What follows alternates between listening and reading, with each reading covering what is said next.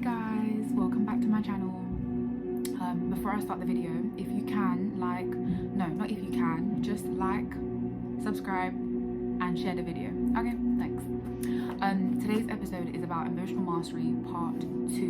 In today's episode, I will be telling you how to feel your emotions, how to control your emotions in a healthy way, and the effects of meditation on your emotional body. So let's start with the meaning of emotions. Emotions stands for energy in motion, which is basically being able to feel the energetic shift inside your body based on your emotional state. Your emotional state is kind of dictated by the people that you're around, your environment, the thoughts that you think is the main one. Usually if you're somebody that's emotionally numb, what you tend to find is that there's a lack of understanding between the thoughts that you're thinking and your emotions. So if you're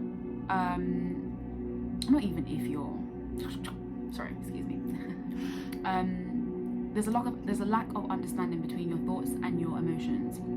That usually kind of ends up showing up in your self-talk, how you talk to yourself, how you respond to other people's emotions, and just general low vibrational energy. It's just a lot of self-sabotage, negative energy, feeling like you can't do the things you want to do or get the things you want to get.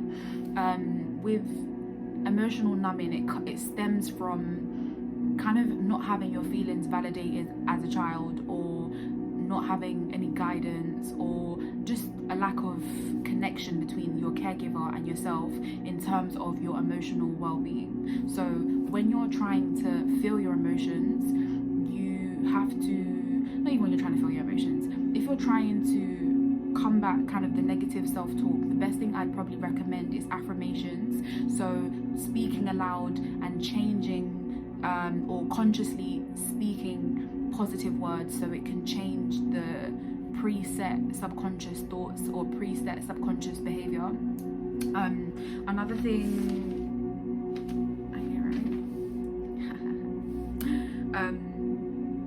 another thing I'd like to say is, with low vibrational thoughts, they don't impact you in a positive way. So when you're thinking those negative thoughts, or you're having that negative self-talk, you find that you attract negative things, because when you speak or when you think, those things have energy, it carries energy, and like attracts like. So again, if you would like to combat that or fight that or change that, the best thing to look into is affirmations. You can get on YouTube, you can type in affirmations and it will bring up a ton of affirmations, or you can create your own affirmations that suit what you're trying to change or what you're trying to achieve, if that makes sense. The benefit of affirmations is that it reprograms the subconscious mind, because when you're listening to it, it's kind of like, again, as a child, you would listen to the people around you, your caregivers, and what they say and how they say things to you is now how you process stuff. So it just kind of rewinds that or clears that out and gives you a whole new perspective on how you speak to yourself and how you relate to other people emotionally. That brings me to, how do you become more emotionally aware? To become more emotionally aware, you first have to accept where you are emotionally. So if you're someone that's emotionally numb, you have to say that aloud. Okay, I'm emotionally numb. Why am I emotionally numb?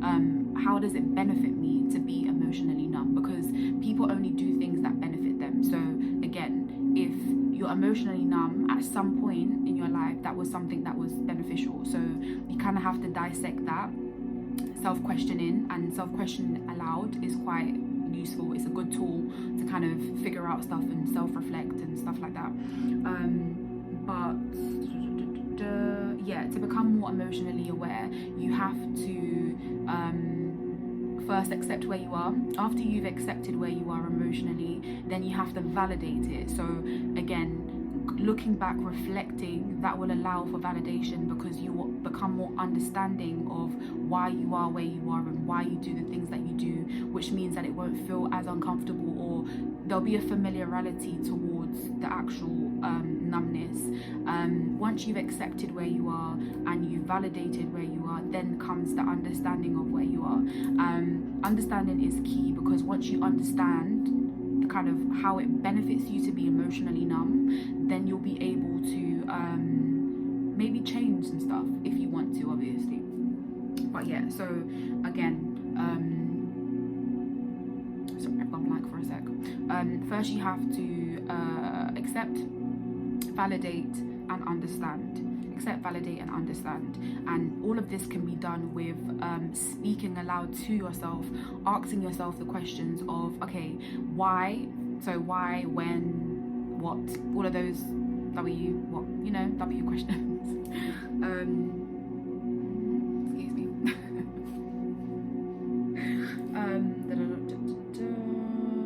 Admit, validate, feelings, current state. Also, I know obviously if you're kind of going through the process of accepting and validating and understanding, that some of the things, thoughts and the reasons and the things that will come up won't necessarily always be positive, because obviously the reason why you went to the other side of your emotions, aka numbness, is because it didn't feel good or there was something that wasn't positive. So when you look back and do your self-reflection, you may have to deal with some stuff that's not positive. Something that you can research as well if you want is shadow work, because this is kind of like doing shadow work for the emotional blockages. Okay, so I would normally recommend, if you're trying to feel your emotions, to start with your like very deep and dark emotions, just because it creates a bigger emotional shift inside your body. So for example, imagine you've just received really sad news, and initially when you receive that sad news, what will happen is you'll kind of have a disbelief, like, what? And then after you've had that disbelief, then that will come the actual physical emotion that you feel inside your body. So it's the disbelief, kind of the barrier, the wall that you put up, the numb wall and then will come the actual flood of emotions. Usually if you're somebody that's emotionally numb, it means that you're actually quite good at catching emotions, not catching feelings, but feeling your emotions. Actually, it's just that before it gets to a point where you can really feel it, you kind of stop and like, no, I'm not doing this. So rather than when you feel that kind of knee-jerk feeling of the emotions coming in, rather than stop it or distract yourself or whatever it is that you normally do to kind of stop the emotions coming in, let it wash over you. And then once you've let it wash over you, then you dissect it, because if you felt it, you will realize that it's not something to be fearful of. And then once you've done that, then you can break it down to understand it better, because the understanding is the most important part. If you understand why you're doing what you're doing, then you can then make a change, if that makes sense. You've learned something, so it's kind of like, okay, I've learned this, now I can implement this, if that makes sense.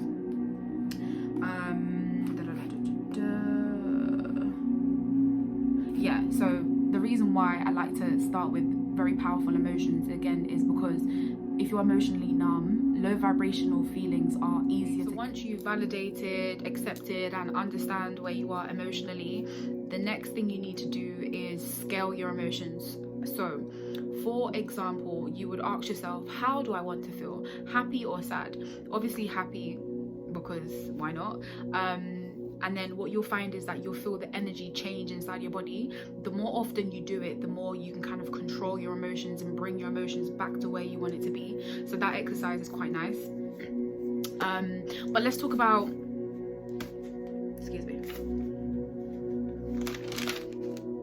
Let's talk about how to really feel your emotions. So if you're trying to feel the actual shift inside your body, I would recommend maybe thinking about something, not thinking about something sad, but thinking, for example, let's say you've received sad news, right?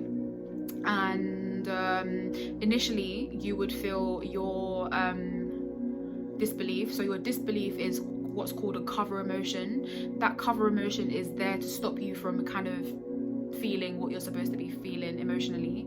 So you'd have your disbelief, like, the fuck? Okay, what's going on here? And then once you've had that emotion, then you would feel the rush of actual emotions, the actual deep down emotions. So rather than pause, you would let that wash over you, and then once that's washed over you, then you'll be able to really feel your emotions. But have you ever seen, I don't know, obviously you guys can't respond, but have you ever seen somebody be triggered and they're like, well, they just start freaking out? That's what it will be like in terms of, especially if it's a very powerful emotion, you'll have that kind of reaction, but you let that wash over you because you won't die. So let it wash over you, and then after, you can dissect it again, and you can meditate, and you can, you know, work with it and do the mini shadow work to kind of help yourself scale back to where you want to be. But to feel your emotions, I would say to you, imagine yourself receiving bad news and how you would perceive it and how you would feel about it. Or you can even have interactions with people that create emotion inside of you as well, because, you know, so you can actually feel something. But that's how you would feel it. Another thing that helps is breath work. Breath work is basically breathing, taking breaths in and out to kind of allow your consciousness to kind of to come back into you, because sometimes we spend a lot of our time worrying about things outside of us, so we don't really take the time to kind of, you know, hone in on us and reflect on us. So breath work is a good way to bring it back to the internal rather than the external. If you're not sure how to do that, research breath work, Google, YouTube, wherever you like, basically. But breath work is a good way to kind of get a hold of your emotions. The reasons why I would say to you start with emotions that are quite powerful is because if you've been emotionally numb for a very long time, it will be good to kind of get a strong emotion so you can really feel yourself and feel connected to self. Another thing that will help, that this will help with, is triggers. So people get triggered all the time based on, you know, things that have happened to you in the past. But what will happen is the more you do this type of work, the more you reflect, the more you dissect your emotions or your current state, the less triggers you'll get. So the more calm you'll be, the less reactive you'll be in terms of your emotions, the less impulsive you'll be. You'll just basically be calm all the time, even if not all the time, because obviously you're human, but you'll be calm a lot more. What else is there?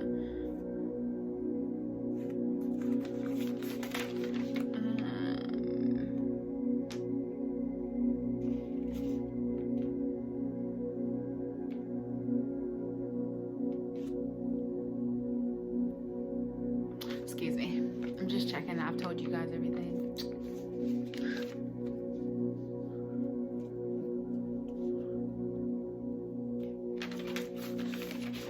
Sorry guys, love. So yeah, we've spoken about how to recognize and feel your emotions, how to control them, the scaling, how do I want to feel, and the effects of meditation. So again, affirmations is really, really, really good, because again, it reprograms the subconscious mind. And again, if you're someone who is currently not feeling your emotions, this is something that's quite good, because it won't necessarily make you feel your emotions, but it will allow for better emotional balance and better emotional states, so you can actually manage what's going on around you. Not to say you can't manage, but it will just allow for better, and better is always better, so you know, why not? In terms of how the chakra meditations work and the benefits of those, so with the chakra meditations, they're set at frequencies. Frequency is the speed that the music itself is delivered at. How that affects your body and how it affects your emotional state is that because we're vibrational, we all vibrate, because we're made out of atoms. So when you listen to that sound and it's at a certain speed, it affects the actual physical makeup of your body to the point where it can alter the emotional state that you're in, because it's changing the energy of your actual DNA as well, if if that makes sense, because it's allowing for better emotional state and better better emotional state, but a better, that's more so for the sound. For the affirmations and the guided meditations, those help with the subconscious mind.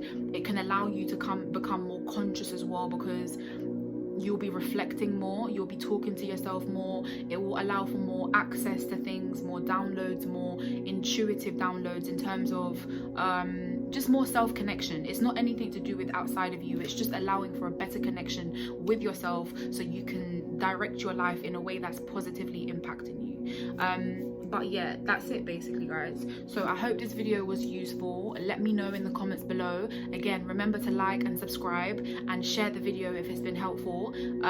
But yeah, this has been Emotional Mastery Part 2. Again, meditate, scale your emotions, and accept who and what's going on with you. You know what I'm saying? Love thyself. Have a good day, guys. Bye.